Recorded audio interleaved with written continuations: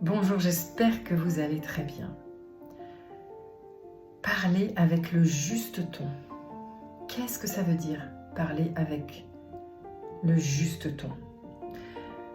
Il y a des personnes qui ont beaucoup de mal à trouver la justesse de leur voix quand elles parlent, quand elles doivent délivrer un message, faire un discours ou s'adresser à simplement une personne ou raconter une histoire.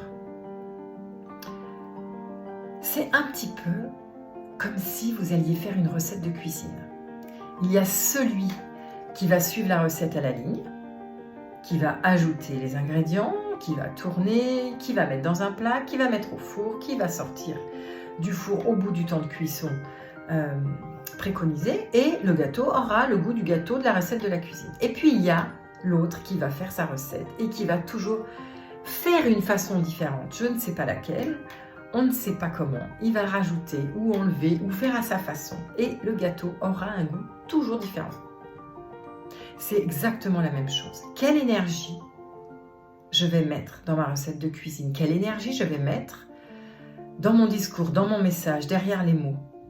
Quelle vibration? Qu'est-ce que j'ai envie de délivrer à travers ce message, à travers cette histoire? Qu'est-ce que j'ai envie de partager? Qu'est-ce que j'ai envie d'apporter? Qu'est-ce que j'ai envie que l'autre, les autres, en l'écoutant, fassent, ressentent? C'est exactement pareil qu'avec la recette de cuisine. Quand tu l'as fait, tu imagines tes invités, le moment de convivialité que vous allez partager ensemble, le plaisir de déguster cette recette. Ça parle de toi. Ça part toujours de ton intérieur. Ça parle de ton énergie, ça parle de ta vibration. La voix, c'est vraiment ton incarnation, ton identité, ta signature. Alors, qu'est-ce que tu vas mettre dans cette voix pour que cette histoire, ce message, puisse être animé avec ce fameux ton juste de la voix? Toute la différence avec quelqu'un qui va lire une histoire, comme tu vas lire la recette de cuisine en suivant les alinéas, en ajoutant les ingrédients. Par exemple, si je prends la phrase toute simple, la petite fille marchait dans la forêt. Elle avait les pieds nus, pourtant dehors il neigeait.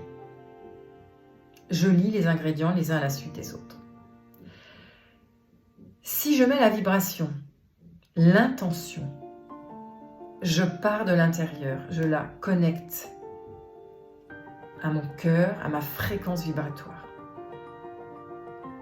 Je vais prendre le temps de poser le mot. Je vais lui donner de la couleur. Je vais lui donner une touche de cannelle, une touche de citron, un zeste de vanille. La petite fille marchait dans la forêt. Elle avait les pieds nus. Pourtant, il neigeait. Prendre le temps d'assaisonner les ingrédients, de visualiser, d'y mettre de la couleur pour que le décor prenne place et que les saveurs apparaissent et le goût, tout comme ta recette de cuisine.